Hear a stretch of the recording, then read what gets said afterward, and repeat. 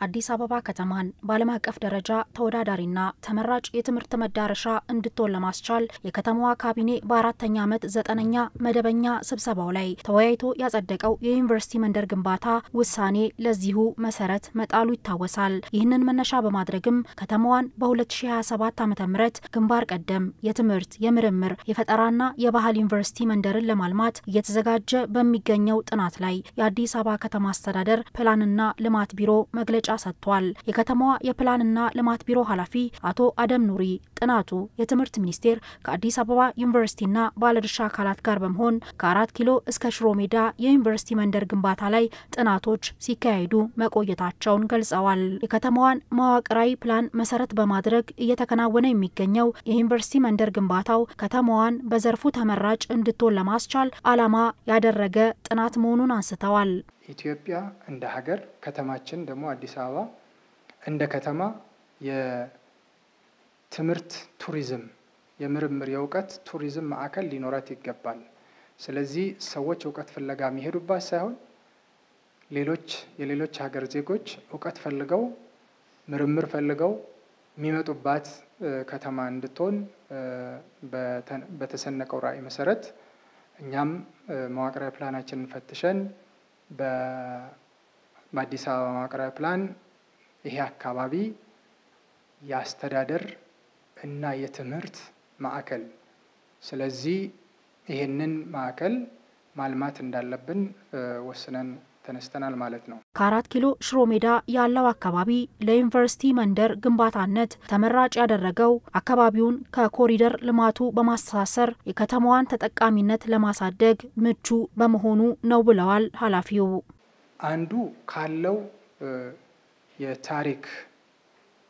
የታሪክ ፋይዳ አንፃር ነው። ሌላው አሁን የሚለሙ ልማቶችን ከማገናኘት አንፃር ያለውን አቅም ታሳቢ ተደርጎ ነው የተመረጠው። እንደምታውቁት ከእንጦጦ ተነስተን ቦሌ አየር መንገድ ስንመጣ ይሄንን ሩት ተከትለን ነው የምንመጣው። ስለዚህ የኮሪደር ልማቱ ኮኔክት የሚያደርገው ይሆናል።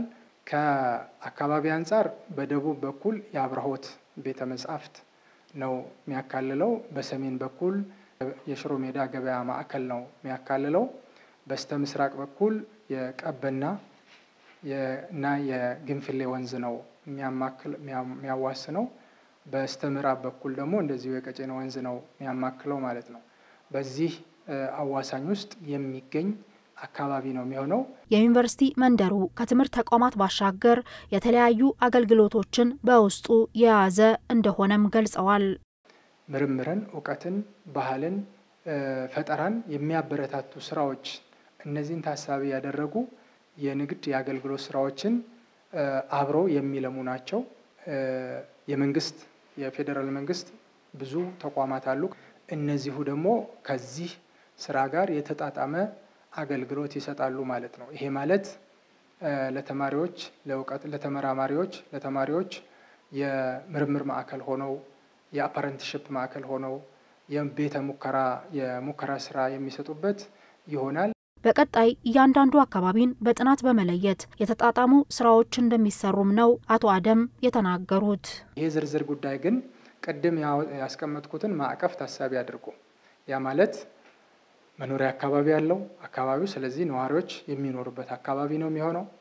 የንግድ ተቋማትን ይጋብዛል፣ አገልግሎት ሰጪ ተቋማትን ይጋብዛል፣ የምርምር ተቋማትን ይጋብዛል።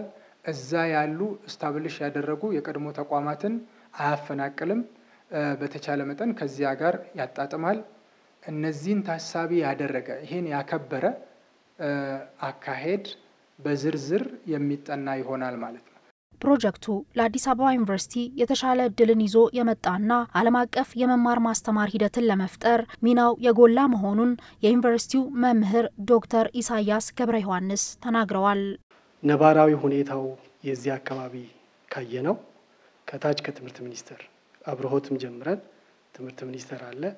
ከዛ ቀጥሎ ከፍ እያልን ስንሄድ የኢትዮጵያ የመጀመሪያ ትምህርት የተጀመረበት ትምህርት ቤት ከፍ እያለ ሲሄድ ደግሞ የዩኒቨርሲቲ ትምህርት የመጀመሪያ የተጀመረበት እና በርካታ ትምህርት ቤቶች ያሉበት አዲስ አበባ ዩኒቨርሲቲ ብቻውን እንኳን ወደ 6 የሚሆኑ ካምፓሶች ያሉበት አካባቢ ነው።